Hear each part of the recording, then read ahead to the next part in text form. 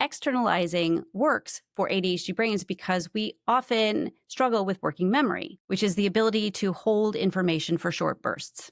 Think about how many times you have to take the macaroni and cheese box out of the trash because you forgot what the next step is, even though you've been doing it for 50 years. Just a guess.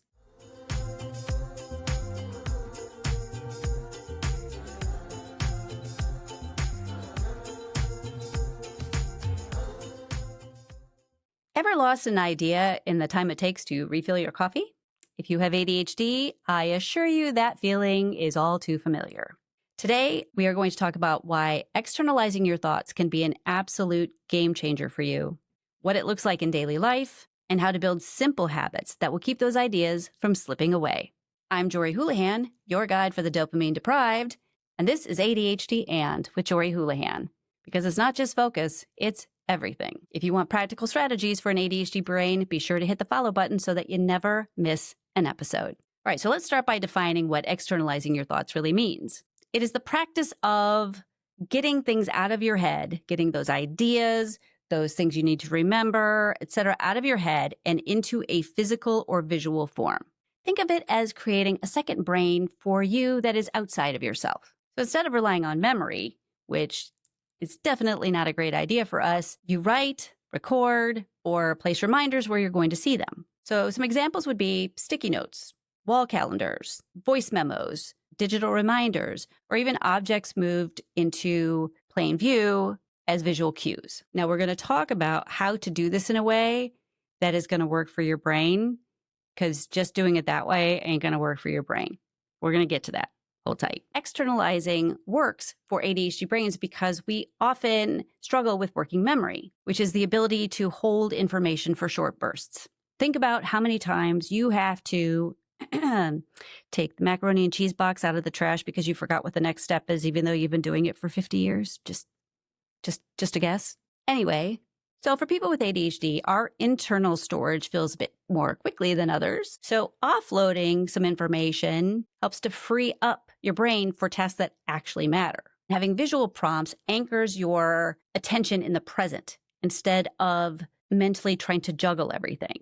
And what's really great is that external systems can then help to break that cycle of forgetting and then stressing and then scrambling at the last minute for things. Now, how can you apply this without it getting complicated? That's super important.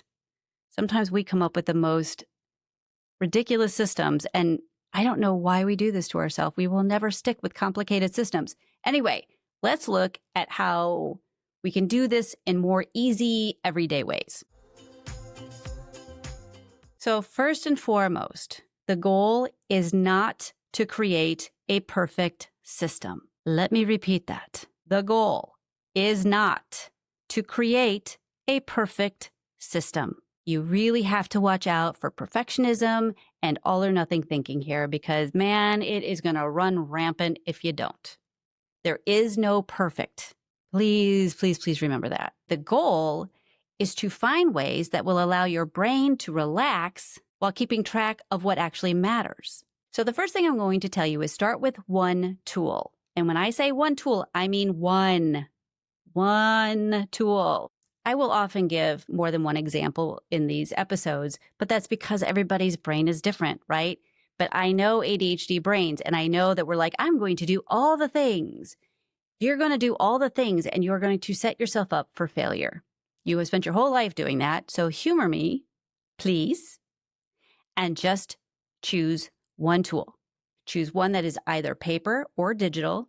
If you know me at all, you know I absolutely believe for ADHD brains, analog is best, handwritten, analog clocks, okay? Not digital. To start, you can add digital after. However, I know that some of you are very digitally inclined. I still think that handwritten is better, but for those of you who that may not work for, then go ahead and do digital. But when you pick, you stick with it for a while. Number two, you want to keep it visible. A calendar stuck in a drawer is not really going to help you much, right? But a calendar that is mounted on the wall is going to be much more helpful. Now, this is where I'm going to have my little caveats for things. I have had the whiteboard on the wall directly in front of me in the past, and after a while, my brain stopped seeing it. I've had the sticky notes on my monitor that my brain stopped seeing. When it comes to things that tend to stay static, right? Let's say you do have a wall calendar. After a while, your brain will stop seeing it. If you have a whiteboard and it sits in the same place all the time, your brain is going to stop seeing it. If you use sticky notes, for example, around your monitor, you have to change things up. So some things might be easier to move around than others. Like if it's a pretty basic wall calendar, you might be able to just move that to another place in your office. A whiteboard might be more challenging. So what you can do then is maybe change up the color ink you're using as opposed to trying to move the entire whiteboard. Just the change in the color might get your attention more quickly. If you're using sticky notes, again, if they don't move and they don't change color, your brain's going to just start to tune them out. So change the color of the sticky note, move it around your screen so that it's just something that's new. Our brain likes novelty, right? It likes new things. So that might be a way that will help you to actually use the sticky note instead of forgetting it's there. The other thing that you can do is anchor reminders to objects or places. A lot of people will say, well, leave your gym shoes by the door. But you know as well as I do, you're going to walk right past those guys when you are walking out the door. You're just not even going to see them. So what I would recommend doing instead is, for example, put your gym bag on the door handle. You're not going to miss it if it's on the door handle. If you make your lunch the night before, right, and you want to remember that it's in the fridge and that you need to grab it, don't put a sticky note on the door because you will walk right, you won't even see it. Again, put it on the handle. You want to put these reminders in a place where you have to physically touch it and it will feel weird because it's not typical, right? Like your gym bag isn't normally hanging over the handle of the door. So try things like that. You are going to be much more likely to remember them if you do it that way than just setting your shoes. Some people have said, oh, well, I just put it in front of the door. I have literally had clients that are like, yeah, I tried that. And I walked right over them and just kept going. So it's a little harder when it's actually a little bit more challenging to open the door. So anyway, that's my suggestion for that. It works much more often than the traditional ways that we've talked about. Don't put your bills next to the coffee maker because you just will never see them there. Actually put them where the coffee might ruin them if you leave the bills there. Or put them on your keyboard so that you can't type because you have these bills that are sitting there. Something that's just going to disrupt your regular flow. But you can't just put it next to things because our brain just won't see it most of the time. Sometimes it does, but a lot of the times it doesn't. These are just a few more ways to make it a little more foolproof. Do yourself a favor. The next time you hear yourself say, oh, I'll totally remember that. I don't need to write it down. Please, for the love of God, write them down. And one other thing that you can do. So I know that sometimes I come up with brilliant ideas, just ask me, when I'm driving. Well, I can't just stop and write it down, but I will not remember by the time I get home. So I have learned to use my phone. I'm not going to say what the name of my phone assistant, SIRI, is because I'm using my phone to record and I don't know what it'll do if I do that. But I will say the name of it and then I will say, remind me of whatever the idea is or whatever I need to remember is when I get home.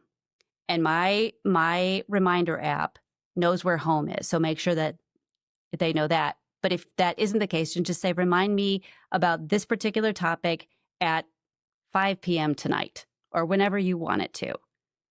That has helped me so much. That alone, oh my gosh, has been so helpful. Anytime you hear yourself saying, oh, I'll totally remember that. This is a brilliant idea. I'll never forget it. Or, no, I have to do this because I need it for my kids' school so they can go to school. Things like that, because you will forget. It's not a reflection on how much you love your kid. Your brain just doesn't work that way. The idea is to reduce the mental load.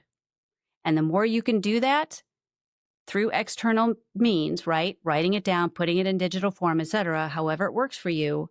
And if you have handwritten these things down, but you need the reminders, right? Then you can put them into digital form. But there is something about handwriting things out that just works better for our brain. So please try to do that if you can. The more we can reduce the mental load, the more we can offload all of these things that are going on in our head, because we always have a gazillion amazing ideas going on at the same time. But when that's going on, we end up nudging out the things that are actually really important that we have to remember now. Being able to offload those things into another form is incredibly, incredibly helpful. Give it a try. Again, one tool. Promise me one tool. Okay. All right. So thank you so much for tuning in. And I really appreciate that you guys are carving out time to understand how your brain works. It really means a lot. And you are doing yourself a huge favor. So if this episode sparked an idea, maybe share it with a friend who could use a second brain like we do. So until next time, remember, get those thoughts out of your head. And always stay curious.